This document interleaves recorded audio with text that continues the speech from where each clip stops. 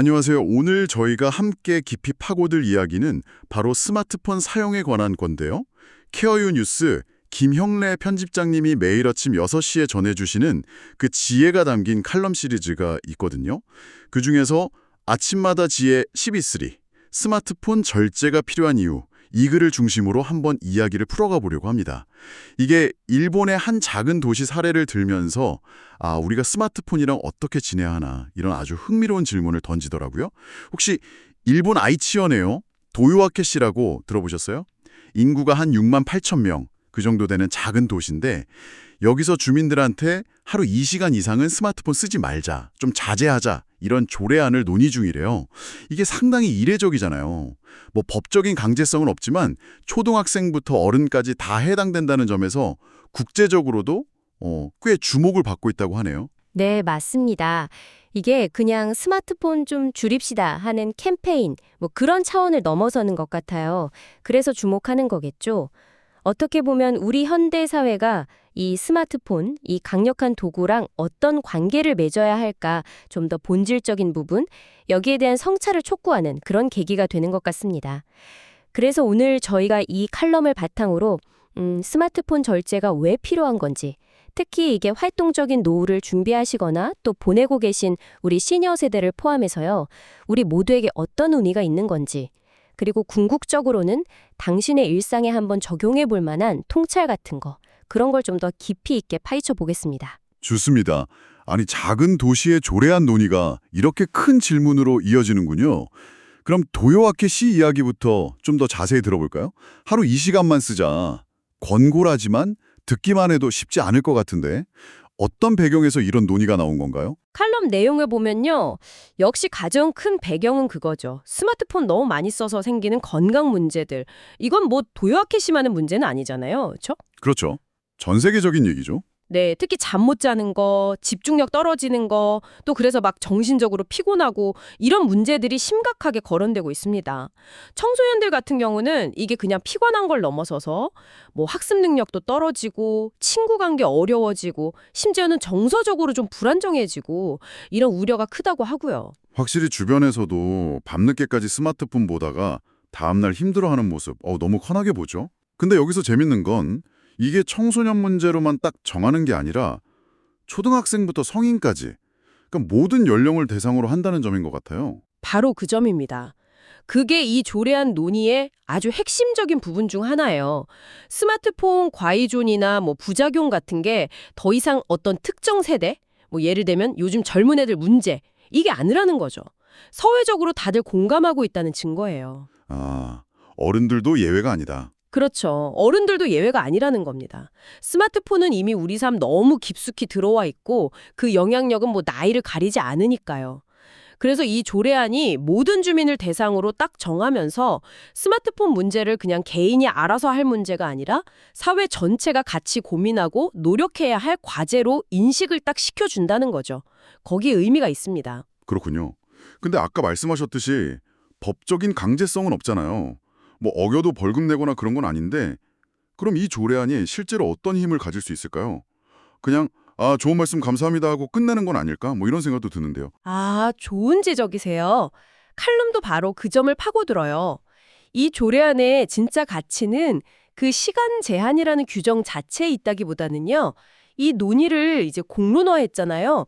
그러면서 지역사회 전체, 특히 가족 단위에서 우리는 스마트폰을 어떻게 쓰고 있지? 우리한테 진짜 필요한 사용 시간은 어느 정도일까? 이런 질문을 스스로 던지고 같이 이야기하게 만들었다는 데 있다고 분석합니다. 대화를 시작하게 만들었다는 거군요. 네, 예를 들어서 칼럼에서 나온 그림처럼요. 밤 9시 이후에 아이가 거실에서 스마트폰 게임하고 있는 대신에 부모님이랑 같이 보드게임을 하거나 책을 읽는 모습. 이건 규칙이니까 스마트폰 안 돼. 이런 강압적인 상황이 아니잖아요. 그렇죠. 오히려 이 시간에는 가족과 다른 즐거운 거 해보자. 이런 긍정적인 소통의 기회가 될 수 있다는 거죠. 강제성이 없으니까 오히려 각 가정 형편에 맞게 자율적으로 규칙 정하고 실천하는 과정에서 더 의미 있는 변화가 생길 수 있다는 겁니다.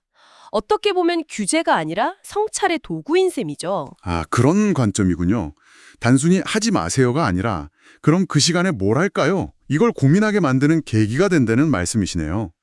마치 금연 캠페인이 담배 해롭다고만 하는 게 아니라 건강한 생활 습관을 제안하는 것처럼요. 이런 성찰이 근데 젊은 세대뿐 아니라 시니어 세대에게도 중요하다고 칼럼은 강조하는데요.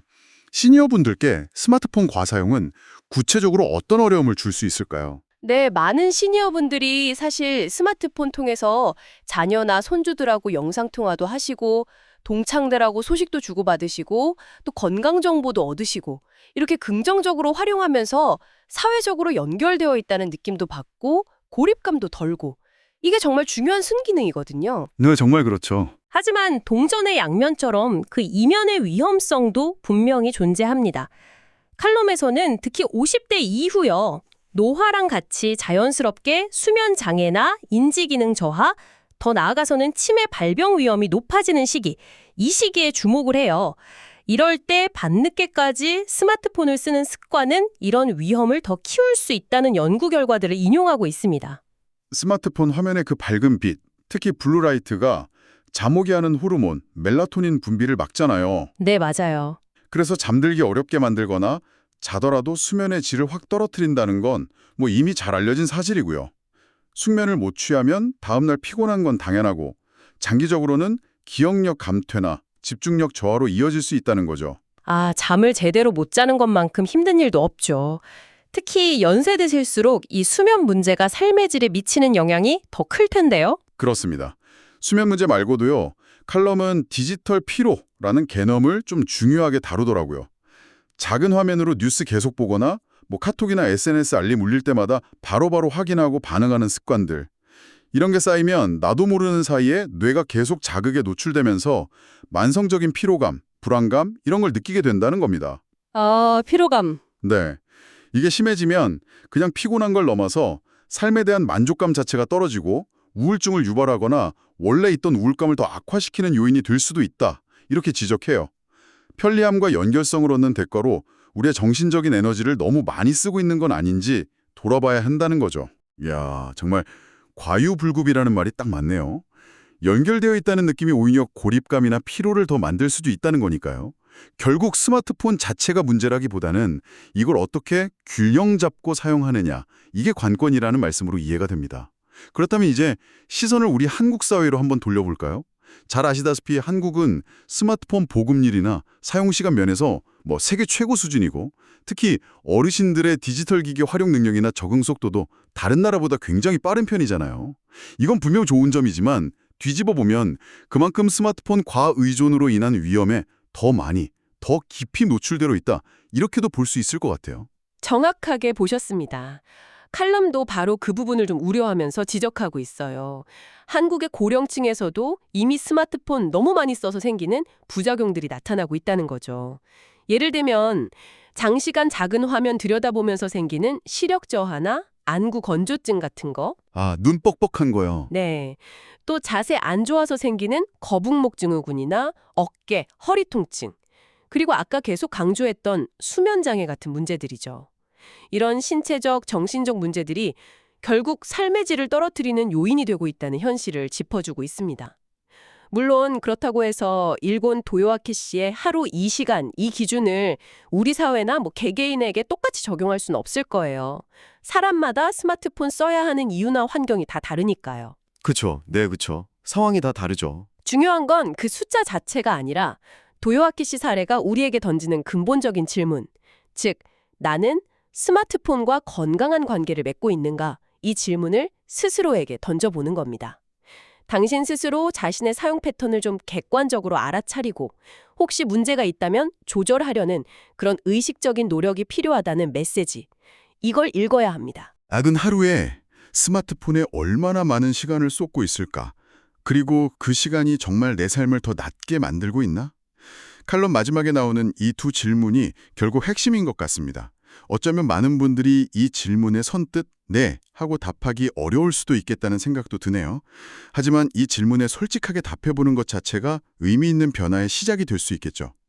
자, 그렇다면 이제 가장 궁금한 부분입니다. 실제로 스마트폰 사용의 균형을 찾고 칼럼 표현대로 삶의 시간을 되찾기 위해서 당신이 구체적으로 뭘 해볼 수 있을까요? 칼럼에서도 몇 가지 현실적인 제안들을 했던 것 같은데요. 네, 아주 실용적이고 당장 해볼 만한 몇 가지 방법들이 제시되어 있습니다. 첫째는요, 밤 시간대 스마트폰 사용을 의식적으로 제한하는 겁니다. 예를 들어서 저녁 10시 이후에는 스마트폰을 아예 침실 밖에 두거나 최소한 눈에 안 보이는 곳에 두고 충전하는 습관을 들이는 거죠. 아까도 얘기했지만 잠들기 직전까지 스마트폰 화면 보는 거, 이게 수면의 질을 떨어뜨리는 제일 큰 원인 중 하나거든요. 맞아요. 잠이 안 오죠. 네. 그래서 수면과 스마트폰 사용을 물리적으로 딱 분리하는 것만으로도 상당한 효과를 볼 수 있습니다. 수면 위생 지키는 기본 중에 기본인 셈이죠. 침실에 스마트폰 안 가지고 들어가는 것만으로도 효과가 크다고 하더라고요. 처음엔 좀 불안할 수 있겠지만요. 맞습니다.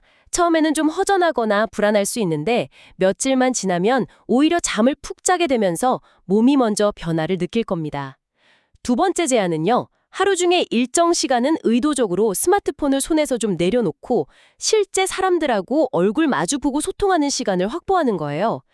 가족이랑 밥 먹는 시간, 친구랑 차 마시는 시간, 동료랑 잠깐 얘기 나누는 시간 같은 거요. 아, 얼굴 보고 얘기하는 거요? 과 대화를 통해서 얻을 수 있다는 거죠. 이런 시간들이 디지털 피로감도 풀고 삶의 만족도를 높이는 데 아주 중요한 역할을 합니다. 온라인 소통이 편리하긴 한데 확실히 직접 만나서 이야기하는 거랑은 질적으로 다르죠. 그 표정 보고 목소리 톤 느끼면서 나누는 대화의 힘이 분명히 있으니까요. 그렇습니다. 마지막으로 세 번째는요. 습관적으로 스마트폰 열어서 짧은 뉴스 클립이나 유튜브 영상 그냥 휙휙 넘겨보는 대신에요. 의식적으로 책 한 권을 딱 집어서 차분히 읽는 시간을 가져보는 겁니다. 칼럼에서는 이게 단순히 스마트폰 사용 시간을 줄이는 대체 활동, 이걸 넘어서서 우리 뇌 건강에도 매우 긍정적인 영향을 준다고 강조해요. 아, 독서가 뇌 건강에도요? 네. 정보 조각들을 그냥 수동적으로 받아들이는 게 아니라 긴 호흡으로 내용을 따라가면서 집중하고 생각하는 과정 자체가 뇌를 활성화시키고 사고력을 키워준다는 거죠. 디지털 시대에 점점 약해지기 쉬운 문해력이라든지 깊이 있는 사고 능력, 이런 거 유지하는 데도 도움이 되고요. 정리해보면 밤 시간 사용 제한하기, 실제적인 대면 소통 시간 확보하기, 그리고 깊이 있는 독서, 이 세 가지를 제안하고 있군요. 결국 핵심은 스마트폰 사용 시간을 단순히 줄인다. 여기에만 너무 빠지지 말고 그렇게 해서 확보된 소중한 시간을 어떤 의미 있는 활동으로 채워나갈 것인가. 이 문제로 가는 것 같아요. 말씀하신 것처럼 산책을 하거나 운동을 하거나 새로운 걸 배우거나 봉사활동을 하는 등 실제 삶의 경험을 늘리는 방향으로 가야 한다는 거겠죠. 그래서 사용 시간 줄이기가 아니라 삶의 시간 되찾기라는 칼럼의 표현이 참 와닿습니다. 오늘 우리는 케어유 뉴스 김영래 편집장님의 칼럼 아침마다 지혜 121 스마트폰 절제가 필요한 이유, 이걸 바탕으로 스마트폰 절제의 필요성 그리고 그 깊은 의미에 대해 다각도로 이야기를 나눠봤습니다. 일본 토요와케시라는 작은 도시 사례에서 출발해서 이게 특히 시니어 세대의 건강과 삶의 질에 어떤 영향을 미치는지, 그리고 우리 한국 사회와 당신에게 어떤 질문을 던지고 있는지까지 살펴봤네요. 네, 오늘 나눈 이야기들을 한 문장으로 딱 요약하자면요. 스마트폰과 건강한 관계를 맺는 건 더 이상 청소년이나 특정 세대만의 숙제가 아니라는 겁니다. 디지털 시대를 살아가는 우리 모두가 함께 고민해야 할 보편적인 과제라는 점이죠. 그리고 특히 건강하고 활기찬 노후를 보내기 위해서는 시니어 세대 스스로가 스마트폰 사용 습관을 좀 점검하고 조절하려는 노력이 더욱 중요하다는 걸 강조하고 싶습니다.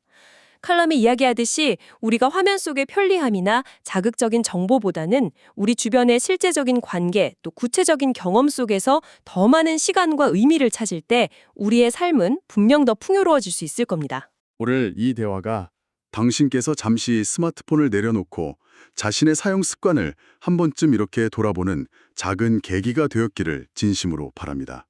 매일 아침 받아보는 그 지혜로운 글귀처럼 오늘의 이야기도 당신의 삶에 긍정적인 자극이 되었으면 좋겠네요. 마지막으로 칼럼이 우리 모두에게 던졌던 그 근본적인 질문을 다시 한번 당신께 던져드리면서 오늘 이야기를 마무리할까 합니다. 당신이 스마트폰에 사용하고 있는 그 시간은 정말 당신의 삶을 더욱 풍요롭게 만들고 있나요? 어쩌면 이 질문에 대한 답을 스스로 찾아가는 과정 자체가 삶의 시간을 되찾는 첫걸음이 될지도 모르겠습니다. 한번 차분히 생각해 보시는 시간을 가져보시면 어떨까요?